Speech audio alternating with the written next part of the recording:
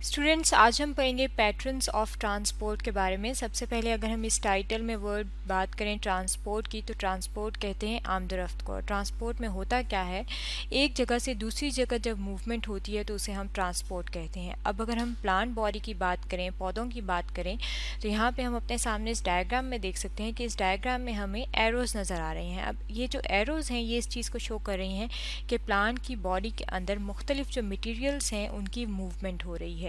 और ये जो ट्रांसपोर्ट है इसके पैटर्न्स यानी कि इसके तरीके क्या हैं, अगर हम इनकी बात करें तो इसके लिए हम एक और टर्मिनोलॉजी इस्तेमाल करते हैं जिसे कहा जाता है ट्रांसलोकेशन। बेसिकली ट्रांसलोकेशन की अगर हम बात करें कि ट्रांसलोकेशन क्या है, तो ट्रांसलोकेशन एक प्रोसेस है जो कि प्लांट्स के अंदर हो रहा होता है। और इसमें होता क्या है कि प्लांट्स के अंदर जो मुख्तलिफ मटीरियल्स होते हैं या मुख्तलिफ जो सब्सटेंस होते हैं वो मूव करते हैं एक जगह से दूसरी जगह, यानी कि प्लांट की बॉडी के एक पार्ट से दूसरे पार्ट में वो मूव करते हैं। अब वो कौन से मटीरियल होते हैं और किस पार्ट से कौन से पार्ट में जाते हैं, अगर हम इसको देखें तो उसके लिए यहाँ पे हम अपने सामने इस डायग्राम में देखते हैं कि यहाँ पे लीव्स नज़र आ रही हैं। अब जो पत्ते हैं अगर हम उनकी बात करें तो उनके अंदर एक प्रोसेस होता है जिसे कहा जाता है फोटोसिंथेसिस का प्रोसेस। और फोटोसिंथेसिस के प्रोसेस में होता क्या है कि प्लांट्स क्या चीज़ लेते हैं, प्लांट्स लेते हैं कार्बन डाइऑक्साइड गैस जो कि हवा में यानी कि एटमॉस्फेयर में मौजूद होती है। इसके अलावा वो वाटर एब्जॉर्ब करते हैं किसके ज़रिए, अपनी प्लांट की रूट्स के ज़रिए। और ये वाटर कहाँ पर मौजूद होता है, क्योंकि प्लांट्स जो हैं वो सॉइल में मौजूद होते हैं और सॉइल में मॉइस्चर होता है। और मॉइस्चर किस वजह से होता है, क्योंकि वहाँ पे वाटर के मॉलिक्यूल्स मौजूद होते हैं। अब ये वाटर जब रूट्स एब्जॉर्ब करती हैं और एटमॉस्फेयर में से कार्बन डाइऑक्साइड गैस जो है जब वो लीव्स में जाती है तो लीव्स के अंदर फोटोसिंथेसिस का प्रोसेस होता है।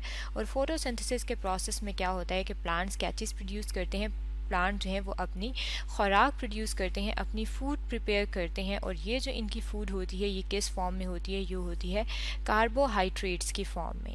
यानी कि कार्बोहाइड्रेट्स की अगर हम बात करें कि कार्बोहाइड्रेट्स का क्या मतलब है, तो कार्बोहाइड्रेट्स का ये जो वर्ड है अगर हम इसमें देखें तो ये इसके अंदर कार्बो जो है ये कार्बन को इंडिकेट कर रहा है और हाइड्रेट्स मीन के इसमें क्या चीज़ मौजूद होती है, वाटर मौजूद होती है।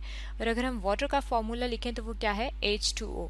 अब इसका मतलब है कि कार्बोहाइड्रेट्स के अंदर अगर हम बात करें कि क्या होता है, तो कार्बन होता है, हाइड्रोजन और ऑक्सीजन मौजूद होता है इनके स्ट्रक्चर में। और कार्बोहाइड्रेट्स जो है वो सिंपल भी होते हैं और कॉम्प्लेक्स भी। तो सबसे अगर हम सिंपल कार्बोहाइड्रेट्स की बात करें तो उन्हें कहा जाता है शुगर। शुगर जो है ये सबसे ज़्यादा सिंपल कार्बोहाइड्रेट की फॉर्म है। और प्लांट्स जो है ये जो अपनी फूड बनाते हैं, फूड प्रिपेयर करते हैं, वो इन शुगर्स की फॉर्म में होती है। यानी कि फोटोसिंथेसिस के प्रोसेस में क्या बनता है, शुगर्स बनती हैं। और ये जो शुगर है ये इनकी फूड है। अब जब ये फूड प्रिपेयर हो जाती है तो इस फूड के क्या की जाती है, इस फूड को ट्रांसपोर्ट किया जाता है, यानी कि पत्तों से कहाँ पे भेजा जाता है, प्लांट के दूसरे पार्ट्स में। और उसके लिए हम कहते हैं कि फ्लोइम ट्रांसपोर्ट जो है वो इस्तेमाल की जाती है। अब अगर हम फ्लोइम ट्रांसपोर्ट की बात करें कि फ्लोइम क्या है, तो फ्लोइम जो है ये एक टिश्यू है जिसके अंदर जो है ये न्यूट्रिएंट्स और फूड जो है वो मूव करते हैं। अगर हम इसकी बात करें कि ये किस तरीके से जो है ये मूव कर रहे हैं और फ्लोइम जो है वो किस तरीके से काम करता है, तो उसके लिए हम अपने सामने फ्लोइम की डायग्राम लेकर आते हैं। फ्लोइम बेसिकली टिश्यूज़ हैं। टिश्यूज़ जो हैं ये सेल्स जब आपस में मिलते हैं तो ये क्या बनते हैं, ये टिश्यूज़ बनते हैं।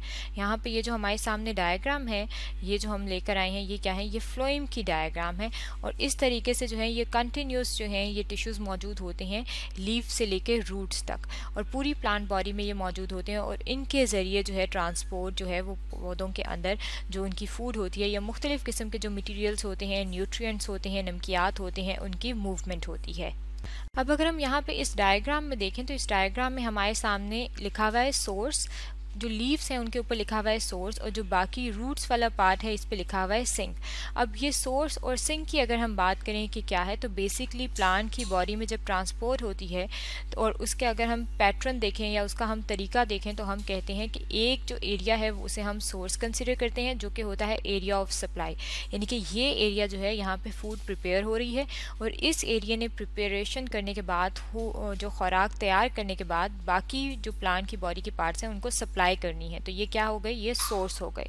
और अगर हम बात करें सिंक की, तो सिंक कहते हैं एरिया ऑफ मेटाबॉलिज्म को, यानी कि जहाँ पे वो फूड इस्तेमाल होगी उसे हम कहेंगे सिंक।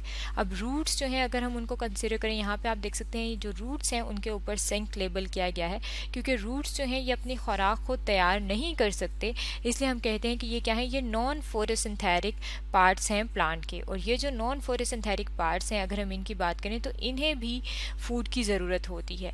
इसलिए हम कहते हैं कि जो फूड जो है प्रिपेयर हो जाती है तो उसके बाद होता क्या है कि वो ट्रांसलोकेट होती है या फिर ट्रांसपोर्ट होती है, कहाँ से, उन एरियाज़ में जहाँ पे कार्बोहाइड्रेट एक्सेस में होती है, उन एरियाज से जाती है उस जगह पे जहाँ पे फोटोसिंथेसिस नहीं होती या फिर जो नॉन फोटोसिंथेटिक पार्ट्स हैं उनमें।